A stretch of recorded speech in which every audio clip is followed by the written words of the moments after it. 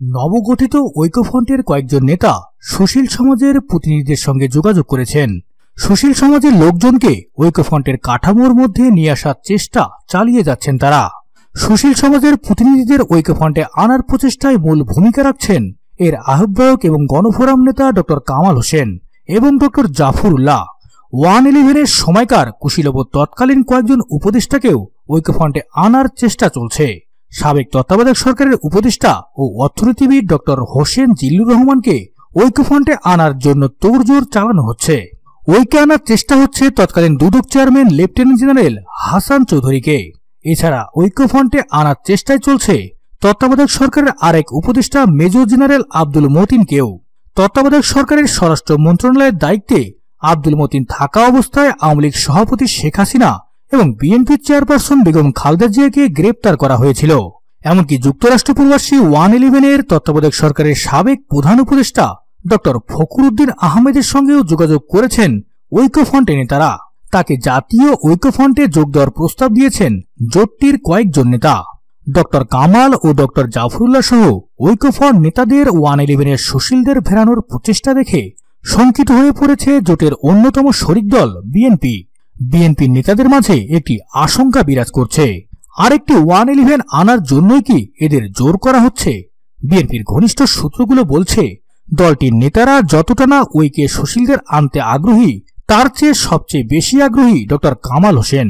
আর ড কামাল হোসেন যেহেতু এরই মধ্যে ঐক্যের অঘোষিত নেতায় পরিণত হয়েছেন এবং আন্তর্জাতিক পরিমণ্ডলেও যেহেতু ড কামালকে নেতৃত্বে দেখতে চাইছে, তাই এ নিয়ে উচ্চবাচ্য করতে পারছে না বিএনপি।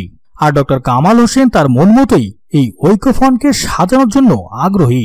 এ বিষয়ে তিনি বিএনপির নেতাদের কোনো মন্তব্য বা সুপারিশ নিতে আগ্রহী নন। চট্টগ্রামে ঐক্যফ্রন্টের সমাবেশে যোগদানের উদ্দেশ্যে বিমানযোগে ঢাকা থেকে রওনা হয়েছিলেন ড কামাল হোসেন। ওই সময় তার সফর সঙ্গে ছিলেন বিএনপির মহাসচিব মির্জা ফখরুল ইসলাম আলমগীর। ওই সময় ড কামাল হোসেন বিএনপির মহাসচিবকে স্পষ্ট করেই বলে দিয়েছেন, আমি পার্টির বুদ্ধিজীবীদের চাই না। স্পষ্টতই তিনি ড এমাজউদ্দিন আহমেদ এবং ড মাহবুবুল্লাহর মতো বিএনপির পন্থী বুদ্ধিজীবীদের দিকে ইঙ্গিত করেই এই কথাটি বলেছেন। বরং যে সমস্ত সুশীল সমাজের প্রতিনিধিরা আওয়ামী লীগ বিএনপি এই দুই দলের ব্যাপারেই নেতিবাচক মনোভাবের জন্য পরিচিত, তাদেরকে দলে ফেরাতে চান ড কামাল হোসেন। উল্লেখ্য, এই বুদ্ধিজীবীরা 2007 সালের 111-এর প্রবর্তনের ক্ষেত্রে মূল পরিকল্পনাকারী ছিল বলে রাজনৈতিক পর্যবেক্ষক মহল মনে করে। তাদেরই আবার পুনর্বাসনের উদ্যোগ নেওয়া হয়েছে ড কামাল এবং জাফরুল্লাহর নেতৃত্বে জাতীয় ঐক্যফ্রন্টে। সুশীল সমাজের এই প্রতিনিধিরা ঐক্যফ্রন্টে ভিড়লে বিএনপির ভবিষ্যৎ কি হবে, এটি এখন রাজনৈতিক বিশ্লেষকদের কাছে প্রধান প্রশ্ন। ড কামাল হোসেনের ঘনিষ্ঠরা বলছেন, সুশীল সমাজের প্রতিনিধিদের ঐক্যফ্রন্টে ফেরানোর অন্যতম কারণ হল এর চেহারা যেন কোনোভাবেই বিএনপির মতো না মনে হয়। ঐক্য যেন বিএনপির বর্ধিত রূপ বলে জনগণের কাছে প্রতীয়মান না হয়। আর সে কারণেই সুশীল সমাজের প্রতিনিধিদের আনার উদ্যোগ নিয়েছে ড কামাল হোসেন। এই সুশীল সমাজকে জাতীয় ঐক্যফ্রন্টে ফেরাতে পারলে দলগতভাবে বিএনপি ঐক্যে থাকলেও তাদের কোনো প্রভাব থাকবে না। আর এটাই চান ড কামাল হোসেন।